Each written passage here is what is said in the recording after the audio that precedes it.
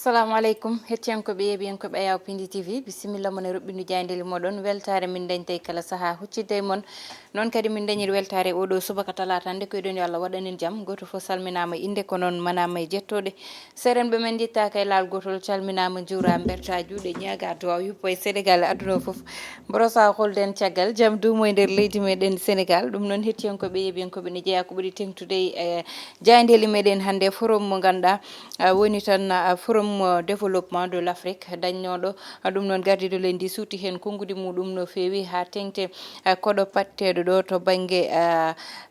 bandira meɗen isayankoɓe ɗum noon banggue politique nani hen ha tengte gueɗe jamanuji liruji beddadi e baradi joni wonta so Allah lamdo jaaɓi noon tigi hettiyankoɓe yeɓiyankoɓe gudditiren jayde quotidien le quotidien jayde quotidien noon e oɗo subaka on ji e gardiɗo leydi ndi e darde muɗum ɗum noon koye tan banggue forum développement de l'Afrique oɗon forum noon gardiɗo leydi suuti hen konngudi muɗum no feewi haalde ardiɓe Afrique kono kadi haalde caɗele Afrique e haalde tan banggue yewtere ko wawi addude saabu ko wona jaam fof ko jaam ɓuuri ɗum gardiɗo leydi noon wi banggue dialogue woni ko ganduɗa kañum wawi addude jaam e ko wawi wonde fo wi tan gouvernance mondial ne foti ƴewtede kono kadi banggue goɗɗo mo ganduɗa woni yete banggue yete lawol wona lawol ganduɗa ko lawol pewgol kono kadi lawol ganduɗa fawata koye dow lawol ha joni tan garene jayde les échos noon on ji ha joni tan ɓe mbi gardiɗo leydi kay suuti e banggue tan projet ji kewɗi ɗi ganduɗa ari hen ɗiɗon projet ji ne jeeya hen tan ko wiyete projet mo ganduɗa woni transplantation oculaire caggal nde ganduɗa yete banggue transplantation banggue rein waɗama ɗo e nder leydi meɗen ɗiɗo mbaɗanama ɗum won wadɓe heddiɓe ne paɗa o wi noon to banggue guite kadi ko way noon ne wawi dañde walla tan ma dañ saabu aɓene projet ji ɗiɗon goɗɗo mo ganduɗa projet ji muɗum kay ha joni gueɗe lawol nani hen woni gueɗe Ousmane Sonko ɓe mbi Aissatou Diallo Ba woni juge poɗɗo wadde signé ko ganduɗa yette kanko mo ganduɗa woni ordonnance mo tan cour suprême tottiri gam tan ko ganduɗa ñawano mo toon to diwan mo Ziguinchor ette ha laaɓa ɗum noon oɗon juge kanko salima ɗum saabi ɗum noon e widemo o tawaka nde haalte kono kadi o tawaka nde ɗum fiɓete ɗum woni konngudi makko kanko Aissatou Diallo garen ha joni jayde las ɓe mbi tan gardiɗo leydi ndi Macky Sall kay ha joni suuti konngudi muɗum faade tan e banggue Afrique ɓe mbi kay kanko woni porte parole mana joguiɗo konngudi Afrique saabu noon ko neɗɗo mo ganduɗa saaha fo so darima goƴali makko ina jeeya ɗeɗon gueɗe goɗɓe ɓe ganduɗa gooƴa mumen goni Karim Wade woni wonɓe PDS kamɓe ɓeɗon noon ɓe mbi Karim Wade kay hande ɓuuri darade koyde tiɗɗe gam arta ɗum noon ha yesso ko lawol kanko gueɗe makko woni Karim Wade garen ha joni jayde l'observateur noon ɓe gari tan ha joni e ko ganduɗa woni opposition o ɓe mbi ha joni aɓene jiilo lawol mabɓe kamɓe opposition o saabu tan ɓe darima gam tan e banggue yete kay kamɓe leader aji dariɓe gam tan yiilade holi gonowo kay gardiɗoɓe kono kadi aɓe daari koyɗe tiɗɗe ɗe ganduɗa huccidde e tan banggue laamu ha joni garene jayi ha joni koye jayde l'observateur keddotoɗen saabu losko yajgoɓe mbaɗi ɗum fanude ɗum tan e oɗo mo ganduɗa woni oustas Oumar Sall kanko oustas Oumar Sall noon sutuno konngude balɗe ɗe ɗo ɗo sahani amone dumbirdu fadude e banggue tan tariha Tijane ɗum ɗon noon kanko oɗo oustas ɓe mbi noon ko ancien joueur mo équipe nationale de foot o wonno kanko oustas Oumar Sall kono kadi ɓe mbi koye regroupement o holli caggal oɗon ɗum ko ganduɗa kañum woni oɗon équipe ɓe garti ha joni tan ɓe mbiɗe marque uji makko walla tan e banggue makko banggue e jangde ɗi ganduɗa yete mo ganduɗa woni jangguintunoɗomo suuti ɗum fanude dow makko e voyage uji makko e nder Afrique ha tengti noon e banggue makko ganduɗa ne wawi wiyede to banggue mystique ɗum ɗon fo noon ɓe gari hen ha banggue jawdi makko to ummi ɓe gari e ɗeɗon gueɗe fo kamɓe l'observateur noon ha joni ɓe gari toon to diwan mo Matam ɓe mbi guel ɗo cukalel noon ko bedde guel ne woni liriyel tawa tan koye nder guese ne wedda kono kadi ne wawi wiyede bandu ndu koko yuwa laɓeje walla tan koko waɗa taƴe ha joni ngaren goɗɗo mo ganduɗa toon to diwan mo Thiès kanko noon ɓe mbi tan ko wari ko oɗo mo ganduɗa kañum woni suka mo ko saabi ɗum noon ko garɗo wimo ko cowiɗo kanko oɗo ɓiɗɗo gorko noon ko ɓi ceerno goto nden noon o ɗeddi cukalel ngel ha wasi fittandu muɗum ngaren ha joni tan e banggue Dakar Times noon kañum ne oɗo subaka ari tan ko wiide solution ji ɗi gardiɗo leydi ndi addi kay to banggue Afrique ɓe garti hen no fewi oɗo forum mo ganduɗa ko banggue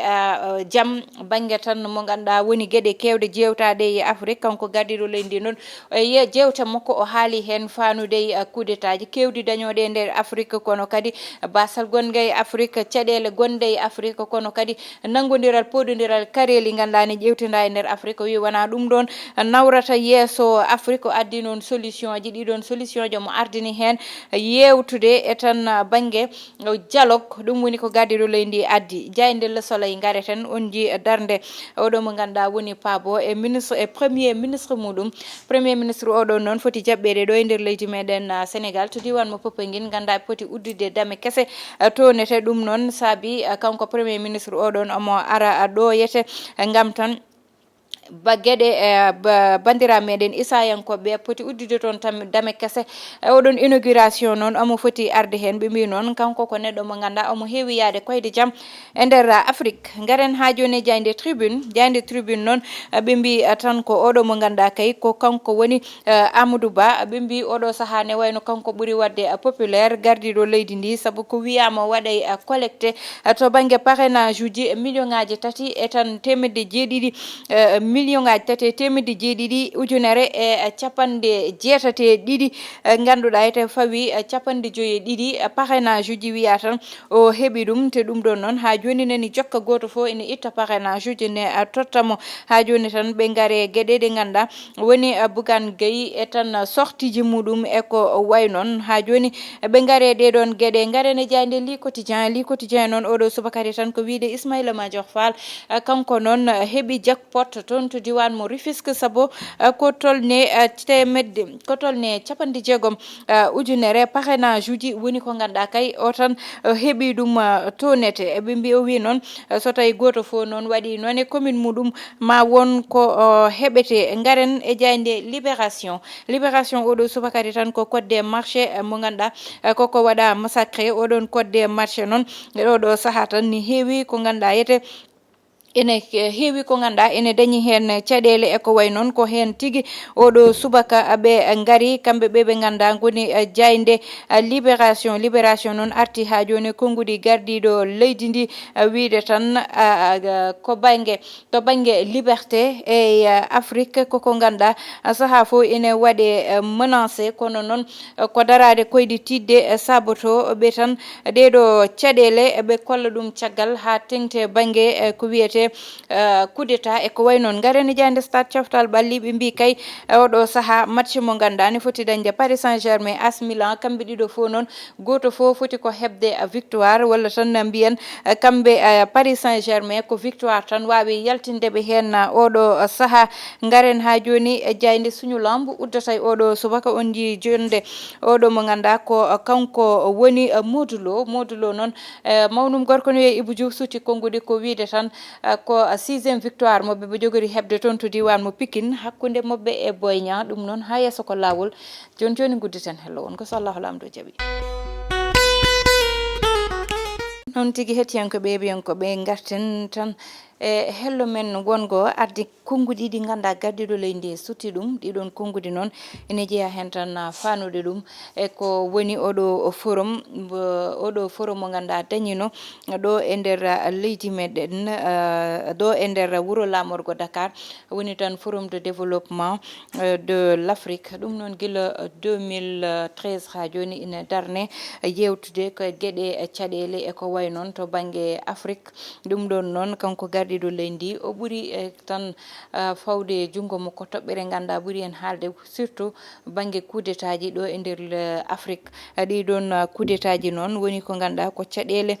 addata ɗiɗon coup d'état ji hande woni ko ganduɗa ko so Afrique ruttima caggal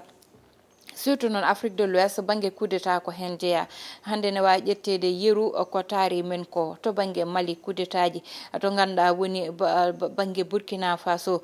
Guinée Bissau, Guinée Conakry, ala fo ɗo limata ɗo ganda ete coup d'état waɗaka ɗon.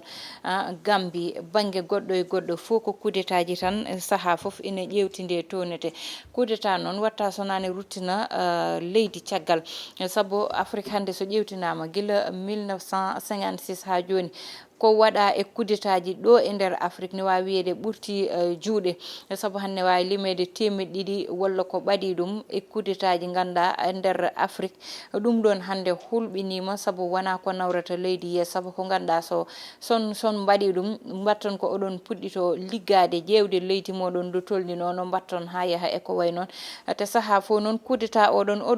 goɗɗo coup d'état tawata ɗum ɗon, te ko ɓuuri hen hewde ko ƴewtinda foof ko banggue armée watta coup d'état ji ɗiɗon. Te armée baddu coup d'état o woɗɓe garata généraux ji goɗɗi gara kamɓene ɓe mbaɗa gueɗe baade noon, ɓeɗon ne woɗɓe suutaɓe ɗon, ɗum ɗon nawata leydi e caggal. Saabu noon kamɓene wawi wiyede daɗiɓe sandarmaɓe e ko way noon woni darde moɓe ko tan suurde e jogade sécurité ɓe ganda kamɓe goni population ji ɗi. So tawi kamɓe tottannoɓe oɗon sécurité ko kamɓe mbattaɓe insécurité ko caɗele ɓurata hewde. Saabu noon ko ɓuuri hen hewde coup d'état ji intérêt personnel ene nani nder hen so ƴewtidama, saabu wiide wonko wiyanoma min totte min tottaka gueɗe ganduɗa dal ni wawi wiyede ala fayida, wona intérêt population o saaha tagataɓe ummade, ɗum ɗon nene foti ƴewtede no fewi. Kuule baɗɗe fayida ƴeewe ƴettede e ɗeɗon gueɗe, te ɗeɗon kuule pour daña il faut Afrique ɓuura wonde gotum, te pour Afrique wona gotum il faut ɓe daña doole d' abord. Saabu noon hande so ƴewtidama ko wayno ɓe ganda kamɓe goni Mali, soɓe wayno holluɓe caggal CEDEAO ko ustude doole muɗum, woɗɓe ɓe ganda toon to diwan mo Guinée so kolli caggal wayata kono ko ganda doole CEDEAO ustoto ɗum fo noon il faut ɓe mbaɗa réorganiser ko way noon, ɓe jotto e koyemoɓe goto fo heeɗo goɗɗo o, ɓe mbasa tan sikkude ko ganduɗa woni Afrique ko saaha foof sakkude juuɗe mum ne ñaago walla ko way noon. Ala sakkude juuɗe walla yaade saaha fo ni ñamloyo wonko addata ɗum, te addi ɗum ko Afrique e hoore muɗum. So tawi ɗiɗo coup d'état ji nanɗo ndema yahata, goɗɗum yahata, watta développé, te so waɗani développé saaha fo ko ñamale natata. Yo Allah waɗanen jaami kisal hettiyankoɓe yeeɓiyankoɓe bani moon debbo Aissata Ndiaye wonno, heɗonen to banggue caméra ko Djiby Dieng, to montage ko Ali Fall. Yo Allah waɗanen jaami kisal.